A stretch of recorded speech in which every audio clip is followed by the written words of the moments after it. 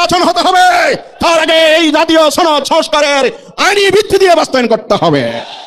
তা যদি না হয়, আপনারা যদি কার্যকর ব্যবস্থা না করেন, রাজপথে জনগণ নেমেছে, দাবি আদায় না করে রাজপথ থেকে ঘরে ফিরবে না। আপনারা জানেন বাংলাদেশে 24 সালে ফ্যাসিবাদের পতন হয়েছে। ফ্যাসিস্ট শাসক হাসিনা দেশ ছেড়ে পালিয়েছে। 8 তারিখ একটি অন্তর্বর্তীকালীন সরকার গঠিত হয়েছে ডক্টর ইউনূসের নেতৃত্বে। দায়িত্ব গ্রহণের পর এই সরকারের প্রধান ঘোষণা করেছিল বাংলাদেশে যাতে আর ফ্যাসিবাদ ফিরে আসতে না পারে, ফ্যাসিবাদে আমলে রাষ্ট্র ব্যবস্থাকে যেভাবে ধ্বংস করা হয়েছে তার জন্য তিনি সংস্কার করবেন। তিনি বলেছিলেন জুলাই অভ্যুত্থানের গণহত্যা সহ দুর্নীতিবাজদের বিচার করবেন। তিনি বলেছিলেন ইতিহাসের একটি সেরা নির্বাচন জাতিকে উপহার দিবেন, এবং এটাও বলেছিলেন নির্বাচনকে সুষ্ঠু করার জন্য, শান্তিপূর্ণ ও সম্পর্ক করার জন্য মৌলিক সংস্কার করবেন।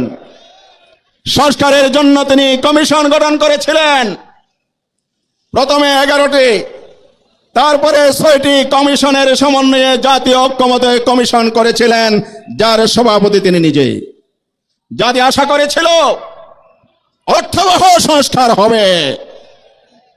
জামায়াত ইসলামী দাবি করেছিল সরকার তার প্রতিশ্রুতি বাস্তবায়ন করবে, সংস্কার করে সুষ্ঠু নির্বাচনের ব্যবস্থা করবে। কমিশন 3 পর্বের আলোচনায় মিলিত হয়েছে। 84টি বিষয়ে ঐক্যমত হয়েছে, কিন্তু তারা নির্বাচনের জন্য যে সংস্কার বলেছিল, রাষ্ট্রকে পথহারা দিশাহারা অন্ধকার জগৎ থেকে আলোর পথে নিয়ে আসার জন্য মৌলিক সংস্কারের যে কথা বলেছিল, তার বাস্তবায়নের কোনো প্রতিশ্রুতি বা কার্যকর পদক্ষেপ নেয় নাই। জামায়াত ইসলামী বারবার দাবি করেছে কাগজি সংস্কারের কোনো মূল্য নাই যদি আইনি ভিত্তি দেওয়া না হয়। এই জন্য আমরা ঐক্যমত্য কমিশনে গতকাল পর্যন্ত জোরালো দাবি করেছে ফেব্রুয়ারিতে নির্বাচন হতে হবে, তার আগে এই জাতীয় সনদ সংস্কারের আইনি ভিত্তি দিয়ে বাস্তবায়ন করতে হবে। তা যদি না হয়, আপনারা যদি কার্যকর ব্যবস্থা না করেন, রাজপথে জনগণ নেমেছে, দাবি আদায় না করে রাজপথ থেকে ঘরে ফিরবে না। প্রিয় ভাইরা, আসুন জাতীয় সনদের ভিত্তিতে নির্বাচন, ফেব্রুয়ারিতে নির্বাচন, আর ত্রুটিপূর্ণ প্রচলিত নির্বাচন পরিহার করে এই পদ্ধতি সফল এবং সুন্দর পদ্ধতি হলো পিআর পদ্ধতি। এই পিআর পদ্ধতির ভিত্তিতে নির্বাচন হবে, লেভেল প্লেইং হবে, প্রশাসনের নিরপেক্ষতা নিশ্চিত করতে হবে।